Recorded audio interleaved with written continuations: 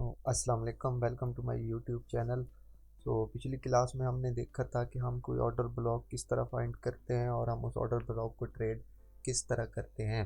तो आज की वीडियो में हम देखेंगे कि किसी भी ऑर्डर ब्लॉक को हम रिफाइन किस तरह कर सकते हैं।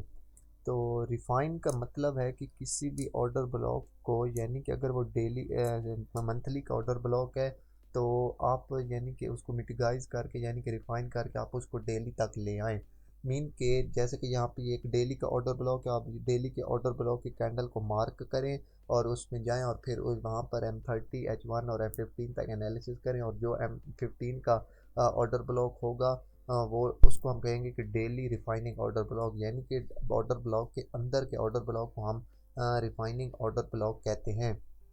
मीन के जैसा कि आपने देखे, आप देखें कि H1 है, ठीक है, H1 का ऑर्डर ब्लॉक है यहाँ पे, ये मीन के यहाँ पे कोई H1 का ऑर्डर ब्लॉक है और मार्केट नीचे से बाय होती आ रही है। जब H1 के ऑर्डर ब्लॉक के पास जाए तो आपको लगता है कि ऑर्डर ब्लॉक H1 का जो उसकी काफ़ी हाई विक्स हैं या वो प्रॉपर ऑर्डर ब्लॉक के तौर पर नहीं लग रहा, तो आप उसको M15 M5 या M3 या M1 में जाकर चेक कर सकते हैं। और अगर प्रॉपर आपको वहाँ पे कोई ऑर्डर ब्लॉक मिले छोटे टाइम फ्रेम में, यानी कि रिफाइनिंग ऑर्डर ब्लॉक, यानी कि प्रॉपर ऑर्डर ब्लॉक H1 का है, लेकिन अगर आपको वहाँ पे कोई एंट्री नहीं मिल रही तो आप उसको रिफाइन करें M15 M5 M3 और M1 तक। तो आप इस तरह बड़े किसी भी टाइम फ्रेम के ऑर्डर ब्लॉक को छोटे ऑर्डर ब्लॉक में रिफाइन कर सकते हैं। इस तरह एक फ़ायदा ये होता है कि आपके SL बहुत कम हो जाते हैं। तीनों सॉरी ऑर्डर ब्लॉक में मेन चीज़ वही बात जो पहले के पिछले लेक्चर, अगर आपने नहीं देखा ऑर्डर ब्लॉक वाला डिटेल मैंने वीडियो बनाई है तो आप पहले वो देख लें।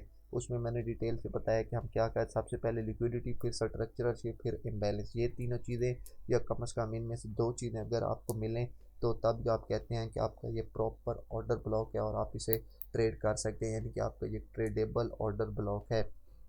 तो डेली के ऑर्डर ब्लॉक को आप H1 M30 और M15 तक रिफाइन कर सकते हैं, H4 के ऑर्डर ब्लॉक को M30 और M15 तक, जबकि H1 के ऑर्डर ब्लॉक को H1 से जितनी भी लोअर टाइम फ्रेम है M15 M5 M3 until M1 तक आप कर सकते हैं। डेली ऑर्डर ब्लॉक को अगर आपको H1 पर प्रॉपर शक्ल मिल जाए तो आपको M30 या M15 पर जाने की ज़रूरत नहीं, आप जस्ट H1 पर ही उसको एनालाइज करके इसको ट्रेडेबल बना सकते हैं। तो आइए चलते हैं लाइव एग्जांपल, लाइव चार्ट पर इसकी कुछ एग्जांपल देखते हैं। तो ये आपके सामने GBP AUD का चार्ट ओपन है। इसमें GBP AUD के चार्ट में अब भी देखते हैं कि जहाँ पर मार्केट है, ये देखें, ये जो लेवल है यहाँ से लग के मार्केट वापस आई, तो यहाँ पे मैं एक हॉरिजॉन्टल लाइन लगा के चेक करता हूँ। ये हॉरिजॉन्टल लाइन लग गई विक पर। इससे पीछे जाके देखते हैं कि यहाँ पे कोई स्ट्रक्चरल, हाँ ये आप देख सकते हैं कि ये एक तरह का आपके पास स्ट्रक्चरल लेवल है। तो अब इसी को हम रिफाइन करते हैं इस ऑर्डर ब्लॉक को। जैसे कि मैंने आपको पिछली क्लास में ही बताया है कि अगर ये एक ही सीरीज़ लगे ऑर्डर ब्लॉक की तो हम जस्ट लास्ट वाली ये सेल की कैंडल नहीं लेते, बल्कि ये पूरा आपके पास ऑर्डर ब्लॉक है जो कि यहाँ पे मिटिगेट हुआ पड़ा है। तो अब हम ये लास्ट जो बाई की कैंडल है, ये वाली ग्रीन आपको दिख रही है, इसको हम एनालाइज करते हैं और हम ये लास्ट कैंडल है जो हम इसको रिफाइन करते हैं, यानी कि डेली का ऑर्डर ब्लॉक है। तो हम इसको H1 या इससे लोअर टाइम फ्रेम पर रिफाइन करते हैं और देखते हैं कि कोई ऑर्डर ब्लॉक आपके पास पड़ा है छोटा या फिर नहीं। तो चलते हैं छोटे टाइम फ्रेम में, इसको आप मार्क कर लें इस तरह। तो इसको हम देखते हैं सबसे पहले H1 पर। तो ये H1 का चार्ट आपके पास ओपन हो गया है। ये वही जगह है जो डेली का ऑर्डर ब्लॉक था, इसको मैं H1 तक लेके आया हूँ। आप यहाँ पे कोई ऑर्डर ब्लॉक H1 में फाइंड करें कि आपको कोई ऑर्डर ब्लॉक मिलता है या नहीं। तो सबसे पहले आप यहाँ से इसको देखेंगे, बाय से जब मार्केट यहाँ से लो आके दोबारा यहाँ से मार्केट हाई गई, लास्ट स्ट्रक्चरल लेवल ये है। आप इसको मार्क करें, ये जब ब्रेक होगा तो आप कहेंगे कि स्ट्रक्चर चेंज, जो कह रहे कि ये इंटरनल स्ट्रक्चर है, एक्सटर्नल स्ट्रक्चर का लो ये है। जब यहाँ से ये जो लो इसने मार्केट ने ब्रेक किया तो लास्ट बाय की कैंडल ये देखें, और ये देखिए ये दोनों ऑर्डर ब्लॉक सेम हो रहे हैं। तो आप एक इस जगह को मार्क कर लें, यानी कि ये आपका एक ऑर्डर ब्लॉक लेवल है, ये वाला, ये H1 का ऑर्डर ब्लॉक का लेवल है। दूसरा, अब आप ऊपर देखें तो अगर मार्केट ये जो है, ये जो ग्रीन कैंडल इसकी लिक्विडिटी उठा के आई होती तो हम कहते कि यहाँ से लिक्विडिटी क्लीन हो चुकी है, दोबारा मार्केट हो सकता है लिक्विडिटी क्लीन करने ना जाए, जस्ट ये ऑर्डर ब्लॉक को टच करे वापस आ जाए। लेकिन यहाँ पर लिक्विडिटी पेंडिंग है, आप देखें ना, ये मार्केट यहाँ से बाय गई, ये देखें, लेकिन इसकी लिक्विडिटी नहीं उठा सकी, फिर इसकी भी अभी तक लिक्विडिटी पेंडिंग पड़ी है। तो ये ऑर्डर ब्लॉक तो आपका वैलिड है, यानी कि आप अगर मार्केट फ्यूचर में जहाँ से है तो आप ट्रेड प्ले कर सकते हैं, बिकॉज ये इम्बैलेंस है प्रॉपर इस कैंडल और इस कैंडल के दरमियान। इसके अलावा यहाँ पे लिक्विडिटी है, लेकिन अभी तक ये लिक्विडिटी क्लीन नहीं है, तो हो सकता है मार्केट इस लिक्विडिटी को भी उठाने जाए। तो ये दो अब आपके लेवल हैं, एक ये लेवल यानी कि 160 और दूसरा ये लेवल यानी कि 600, यानी कि इन दो लेवल से आप सेल ट्राई कर सकते हैं। तो फ्यूचर में देखते हैं जब मार्केट इन लेवल तक है, ये जो दो रेड लेवल हैं, देखते हैं कि मार्केट ने फ्यूचर में आके इससे रिएक्ट किया है या नहीं। तो चलते हैं इस जगह पर जहाँ पे ये अभी मार्केट है। तो ये देखें फर्स्ट टाइम जब मार्केट यहाँ पे आई तो स्लाइटली सा हल्का सा वो जो ऑर्डर ब्लॉक आपने ये नीचे वाला यानी कि ऑर्डर ब्लॉक वो मार्क किया था, वहाँ से मार्केट तकरीबन कह सकते थे टच करके मार्केट ने अच्छा खासा मूव दिया। फिर मार्केट दोबारा ऊपर गई, जैसा कि मैंने आपको कहा कि वहाँ पे लिक्विडिटी पड़ी थी, मार्केट ने ये ऊपर की लिक्विडिटी आई इस कैंडल से, और फिर दोबारा मार्केट दोबारा सेल की तरफ चली आई। तो बताने का मकसद ये है कि अगर ऑर्डर ब्लॉक ऊपर लिक्विडिटी पेंडिंग पड़ी हो तो हमेशा कोशिश करें कि पहले वो लिक्विडिटी पेंडिंग हो, यानी कि लिक्विडिटी क्लियर हो, उसके बाद ही आप ट्रेड प्ले करें। अगर लिक्विडिटी पेंडिंग ना हो यानी कि लिक्विडिटी क्लीन हुई हो तो आप ऑर्डर ब्लॉक की जस्ट टच पर भी ये ट्रेड प्ले कर सकते हैं। और तो और आपने कम से कम आपने रिस्क 1/5 या 1/6 रखना है ऑर्डर ब्लॉक के किसी भी ट्रेड में। मीन कि आप यहाँ से ट्रेड ले रहे हैं तो तकरीबन आपका 40 पिप एसएल और कम से कम 100-150 पिप आपका टीपी होना चाहिए। इसके अलावा कोई और लाइव एग्जांपल देखते हैं। मैं दोबारा यहाँ से इसको मैं तमाम रिमूव करता हूँ, रिमूव, और चलते हैं दोबारा डेली के टाइम फ्रेम पर। जिस तरह हम मैं आपको बता दूं कि जिस तरह आप डेली को यूज़ कर रहे हैं, मीन के डेली के ऑर्डर ब्लॉक को रिफाइन करके आप M15 M30 H1 तक आ रहे हैं, इसी तरह आपने तमाम ऑर्डर ब्लॉक को रिफाइन करके नीचे जो भी उनके यानी कि नीचे वाले टाइम फ्रेम होंगे वहाँ तक लाए हैं। तो कोई और एग्जांपल देखते हैं JBP AUD के चार्ट पर, ताकि आपको इसकी आसानी से ज़्यादा समझ आ सके। तो ये देखिए मार्केट जहाँ से सेल में थी, यहीं से कोई एग्जांपल उठा लेते हैं।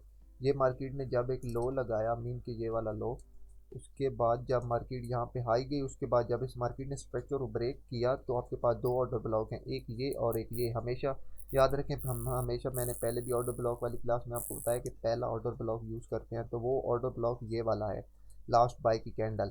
तो अब हम इस कैंडल को मार्क कर देते हैं, और यानी कि ये डेली का चार्ट है, तो H1 में जाकर इसको रिफाइन करते हैं। ये जो ऑर्डर ब्लॉक है आपके पास, ये कैंडल, इसको हम H1 में जाके देखते हैं कि यहाँ पे कोई अपॉर्चुनिटी है छोटे टाइम फ्रेम में या नहीं। चलते हैं H1। तो ये वो लेवल है जो कि अभी हमने मार्क किया था, ये वाला। तो आप देखें कि यहाँ पे आप देखें मार्केट पहले सेल आई, यहाँ से काफ़ी हद तक मार्केट सेल आई, और उसके बाद जब मार्केट ऊपर, तो अब आपका स्ट्रक्चरल लेवल ये है। जब तक ये वाला स्ट्रक्चर चेंज नहीं होगा यानी कि नहीं टूटेगा, ये सारे इंटरनल स्ट्रक्चर हैं। तो ये जो स्ट्रक्चर चेंज हुआ, तो पहला स्ट्रक्चरल चेंज कहाँ से हुआ, मीन के जब यहाँ से मार्केट सेल आई तो पहली बाय की कैंडल ये वाली लगी, ये वाली बाय की कैंडल लगी।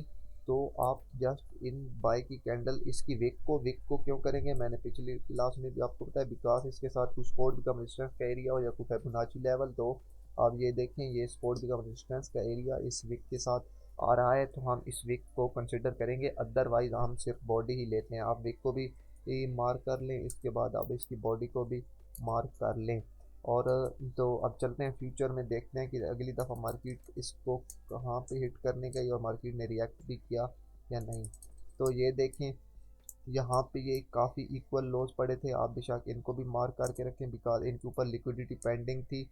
यहाँ से मार्केट ने लिक्विडिटी उठाई, ऊपर ऑर्डर ब्लॉक, ये देखें ऑर्डर ब्लॉक की वीक, ऑर्डर ब्लॉक की बॉडी तक, ये ऊपर वाले रेड लेवल ऑर्डर ब्लॉक की बॉडी तक है, यानी कि ऑर्डर ब्लॉक की बॉडी को मार्केट ने हिट किया।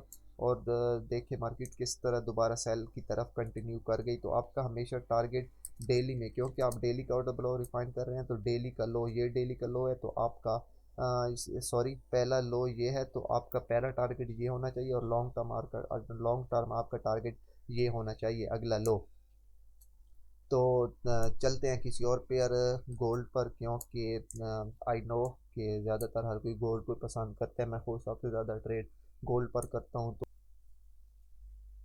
तो ये डेली का चार्ट है गोल्ड का, देखते हैं कि ऑर्डर, जैसा कि ये देखें ये लास्ट एक ऑर्डर ब्लॉक है, ये मैं आपको बड़ा करते कि यहाँ से ये जो ऑर्डर ब्लॉक है, जब मार्केट यहाँ से रिवर्स होके ये जब यहाँ से आई तो काफ़ी हद तक मार्केट सेल हुई है। तो आइए देखते हैं, ये जो लास्ट यानी कि कैंडल है इसको हम मार्क करते हैं और इस कैंडल को हम रिफाइन करते हैं।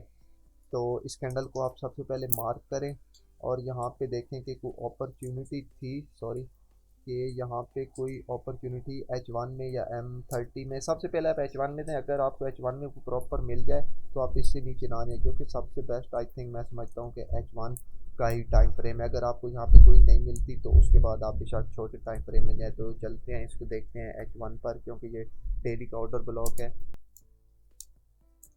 तो ये H1 का चार्ट, ये जो अभी हमने मार्क किया था, ये H1 का चार्ट आपके पास ओपन है। तो देखें मार्केट ने अपना स्ट्रक्चर कहाँ ब्रेक किया, मार्केट ने अपना एक्सटर्नल स्ट्रक्चर ये वाला है।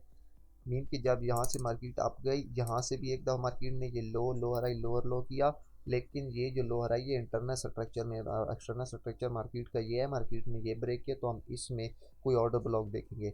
नंबर 1 पे ऑर्डर ब्लॉक ये है, यानी कि ये सारी बाई की कैंडल है, इनमें इस मूव में कोई भी सेल कैंडल नहीं है, तो ये एक ऑर्डर ब्लॉक आपके पास ये है।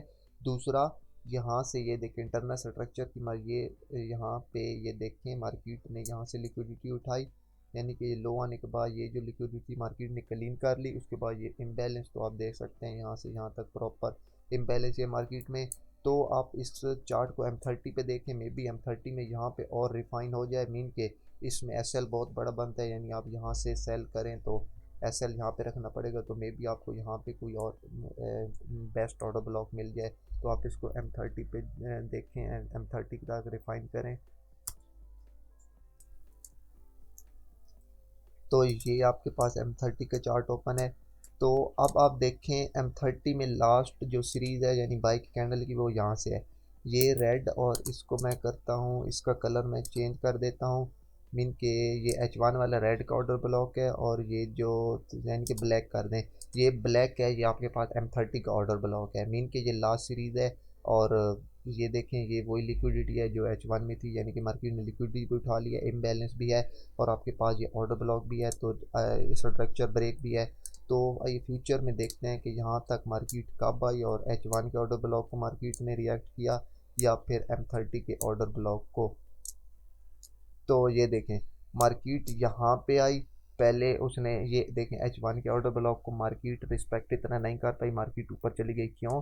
क्योंकि जैसे कि मैंने आपको बताया, आप जितना हो सके उतना रिफाइन करें।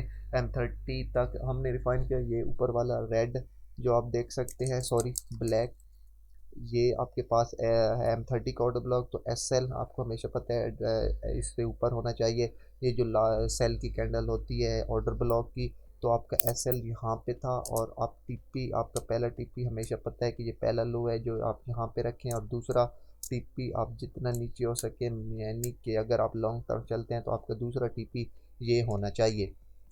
तो इस तरह आप रिफाइन कर सकते हैं। मीन अगर ये जस्ट मैंने आपको डेली के एक इसलिए दिखाई हैं, क्योंकि सबसे जो इम्पोर्टेंट मैं समझता हूँ कि अगर कोई लेवल होते हैं, कुछ सबसे इम्पोर्टेंट चार्ट होता है तो वो डेली का होता है। इसी तरह आप सेम जैसे कि मैंने डेली में किया, इसी तरह आप H1 में ऑर्डर ब्लॉक को देखें तो उसको M5 या M3 M1 तक रिफाइन कर सकते हैं, और उस पर आप ट्रेड प्ले कर सकते हैं। इसका जस्ट फ़ायदा ये है कि आपका SL बहुत कम हो जाता है। अगर मैं एग्जाम्पलें दिखाने लग जाऊँ H4 की, H1 की, इस तरह को, तो टाइम बहुत ज़्यादा ज़ाया हो जाएगा। और इंशाल्लाह अभी तो चैनल मेरे न्यू है, जब सब्सक्राइबर बढ़ेंगे तो लाइव ट्रेडिंग भी हम शुरू करेंगे, तो उसमें जितने भी सवालात होंगे इंशाल्लाह हम सबके सवालात लेंगे और कोशिश करेंगे कि उनका जवाब दे सकें, यानी कि उनकी तमाम मसाइल दूर कर सकें, यानी कि जो भी टेंशन आ रही है आपको ट्रेडिंग में, जो भी मसाइल आ रहे हैं आपको, जो भी समझ नहीं आ रहा, आपको एक्सप्लेन कर सकें। तो उम्मीद करता हूँ कि आपको ये वीडियो पसंद आई हो। अगर पसंद आई हो तो प्लीज़ लाइक और सब्सक्राइब कर दें। मिलते हैं किसी नेक्स्ट वीडियो में, तब तक के लिए अल्लाह हाफिज़।